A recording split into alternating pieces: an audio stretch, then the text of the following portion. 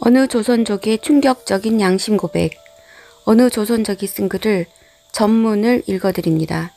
내가 조선족이라는 건 그 누구도 모른다. 난 조선족 사회에서 살지를 않으니까.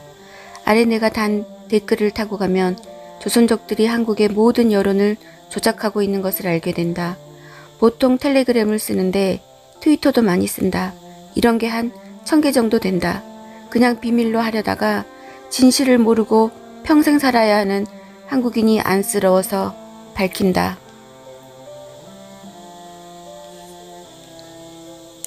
참고로 한국인 전체의 15% 정도이고 거의 다 조선족이다. 대다수가 한국에서 유학하고 있는 대학생들이다. 지난 대선과 지방선거 모두 우리 같은 조선족들이 이 일을 담당했다. 네이버의 베스트 댓글과 여성들 위주의 카페에서 올라오는 댓글 모두 우리 손을 거친다.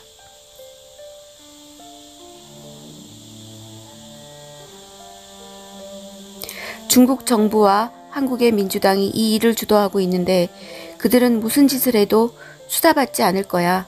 대부분 한국인들이 코로나에 집중하고 있는 동안 중국 정부가 한국의 모든 근간 산업을 장악하기 위해 마술을 뻗치고 있다. 시선 돌리기에 성공한 중국은 민주당 친중 정치인과 결탁하여 한국 전력을 삼킬 것이다. 마음이 많이 불편하다. 진실을 알려줄 언론이 채 몇 개가 되지 않는다. 내가 이 나라를 걱정하는 이유는 나는 대한민국에서 사는 국민이고 나 자신이 한국인이라고 생각하기 때문이다. 우린 모두 진실을 알 권리가 있다. 조선족도 문제지만 한국에서 유학 생활을 하고 있는 한족 대학생들이 더 큰 문제다. 이들은 돈이 무지 많은 부자들인데 고의적으로 한국에서 유학 생활을 하고 있다. 내가 안타까운 건 아무리 내가 이런 말을 해도 음모라고 생각하고 무시하는 대다수 한국인들의 정신 상태임. 이렇게 가다간 72년의 대한민국 역사가 끝난다. 중국은 미국에 대립하기 위해 반드시 한국을 자기 속국으로 만들어야 한다. 한국이 적화돼야 미국 안보에 대항하기가 쉽다. 중국 공산당 정부는 매우 똑똑하다. 한국을 내버려 두고 미국과 싸울 것 같아?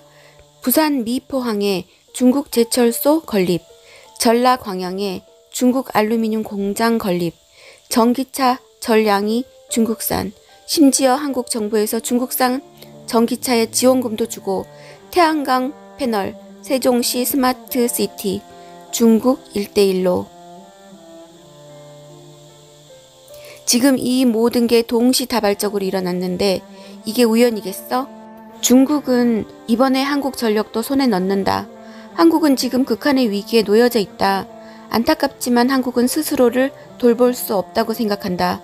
국민이 미개하고 선동이 쉽고 그래서 조선족 댓글 부대에 의해 이리 우르르 쏠렸다가 저리로 우르르 쏠린다. 미국이 이 모든 걸 방어하지 않으면 이 나라는 끝장이다.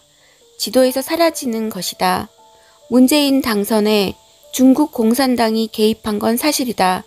당선시켜줬으니 중국 공산당에게도 뭔가를 줘야겠지? 여태 한국에서 벌어진 일련의 사건을 기억하라. 부산 미포항 중국 제철소 건립, 전라남도 광양 중국 알루미늄 공장 기공식, 강원도에 지어지는 차이나타운, 영종도와 송도의 중국 투기자산 허락, 세종시 스마트시티 중국 건설업체, 중국산 태양광, 중국산 전기차와 그에 따른 중국에 대한 한국 정부 보조금, 마스크 4억 개 중국의 밀반출, 중국산 미세먼지 환경단체 입막음, 우한 폐렴 중국인 입국 무한 허용. 중국 경제가 발전하면서 그 힘이 비대해지고 이제 미국과 헤게모니전에서 싸워 이기고 싶어 한다. 그 방식을 한반도 공산화의 키포인트가 있다 이거지. 여기가 적화되면 북한과 남한이 중국 손에 들어가고 미국과 싸우기가 용이해지며 세계 패권주의에 한 발짝 더 다가가게 된다. 경제로 미국에 대항할 수단이 별로 없는 중국은 한국을 적화시켜 미국에 대항할 수단으로 삼는 거고 문재인은 그 미끼를 물었다.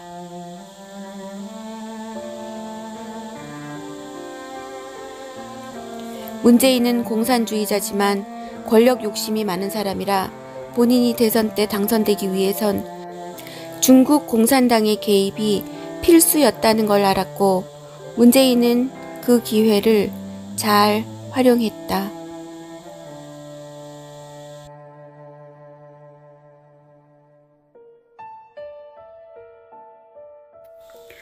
좌절한 민심은 대한민국 대통령이냐 중국 대통령이냐며 격분하고 청와대 게시판에 문재인을 탄핵하라는 청원을 넣었습니다.